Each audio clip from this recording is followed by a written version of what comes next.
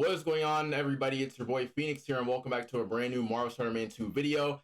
And in today's video, we're going to be discussing how group attacks or dual team takedowns could be amazing in Marvel Spider-Man 2. So other than that, if you guys haven't already, make sure you go ahead and hit that like button down below, hit the subscribe button as well. But other than that, let's go ahead and get right into it. So this article is coming from GameRant, and it says, group attacks in Batman Arkham Knight work very similarly to Batman's other special combo moves. Once the players have filled up their special combo meter to a certain point, they can execute a group attack. Depending on the context of the story, Batman will be joined by either Nightwing or Robin, and the two will perform a beatdown that damages multiple opponents and downs some of them. Group attacks can be blocked by armored and shielded foes and won't affect blocking brutes. While this makes group attacks seem useless, the moves are great at thinning out lesser enemies, giving the players some breathing room.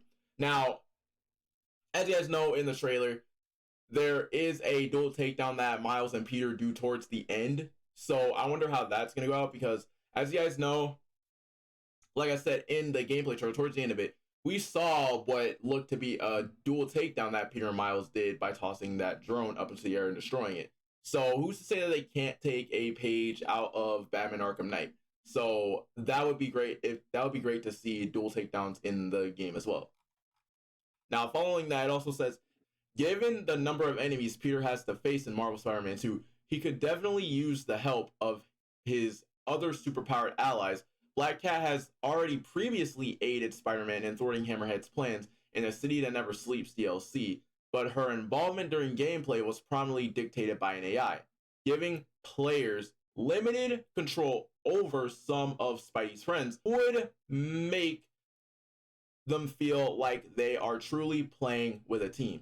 Now, as you guys know, I think at the parlor, they were in there, they were just fighting every single one of Hammerhead's, they were just thwarting like every single one of Hammerhead's plans and took out some of Hammerhead's Magiodons. Now, you guys know that part towards the end where there's only like one Magiodon alive, or like one Magiodon that's still up.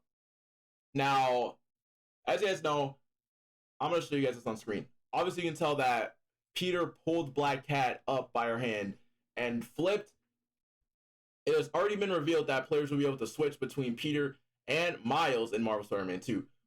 With a few button presses, players can travel distances and control a Spider-Man on the other side of New York City. The gameplay reveal showed that this feature works during story missions, but it can also be assumed that players will be able to do this during the open world segments as well, much like swapping between Franklin, Michael, and Trevor in GTA 5.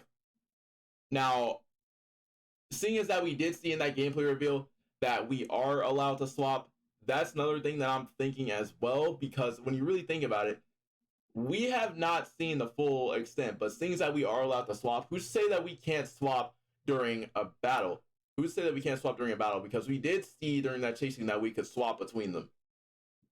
Now, this is when the gameplay brings in its element. Now, this is where I bring you guys in. It says, though being able to control Peter and Miles at different times is nice, it would be even better if players were allowed to use both Spider-Men during combat as well. The two Spider-Men have been working together for some time now, and it would be a waste not to see the results of their collaborations. Allowing players to let Peter launch and then meet up into the air and Miles to Venom blast them down on the ground is one of those moments that only a Spider-Man game with multiple wall crawlers can provide.